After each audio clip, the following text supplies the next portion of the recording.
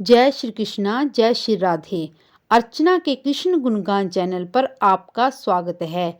श्रीमद् भगवत गीता का दूसरा अध्याय। श्रीमद् भगवत गीता के जरिए व्यक्ति अपने जीवन की कई समस्याओं का हल खोज सकता है। दरअसल गीता में महाभारत युद्ध के दौरान कुरुक्षेत्र में भगवान श्री कृष्ण को जो उपदेश दिए थे वो सभी गीता में बताए गए हैं। श्रीमद् भागवत गीता पवित्र ग्रंथों में से एक है। गीता में ज्ञान, भक्ति, कर्म योग को बहुत अच्छे ढंग से समझाया गया है। आइए जानते हैं दूसरे अध्याय का महत्व और लाभ। श्री नारायण जी बोले, हे लक्ष्मी, दक्षिण देश में एक पूर्ण नाम का नगर था। वहां पर एक देव सुशर्मा नाम का धनवान रहता था। वह साधु सेवा करता था। जब साधु सेवा करते हुए बहुत दिन बीते तब एक बाल ब्रह्मचारी आया जिसकी सुशर्मा ने बहुत सेवा की और विनय की, हे संत जी, कृपया मुझे नारायण जी के पाने का ज्ञानो उपदेश करो।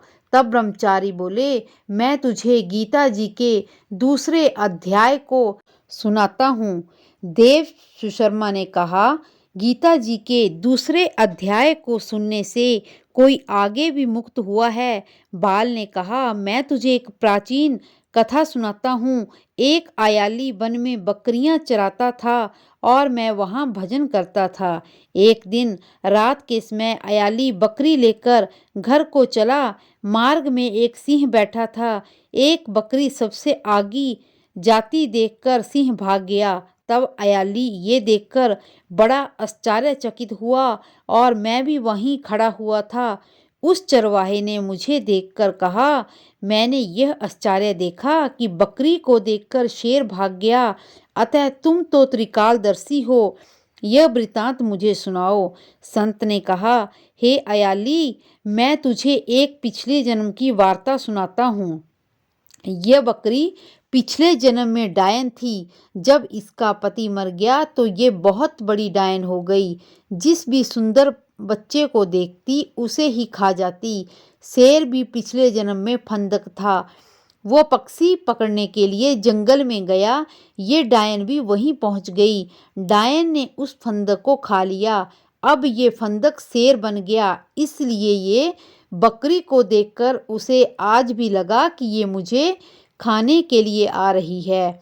तब आयाली ने कहा, मैं पिछले जन्म में क्या था? संत बोले, तू पिछले जन्म में चंडाल था। तब आयाली ने कहा, हे ब्रह्मचारी, ऐसा कोई उपाय भी है जिसे कर हम तीनों अधम देह से छूट गए जाएं?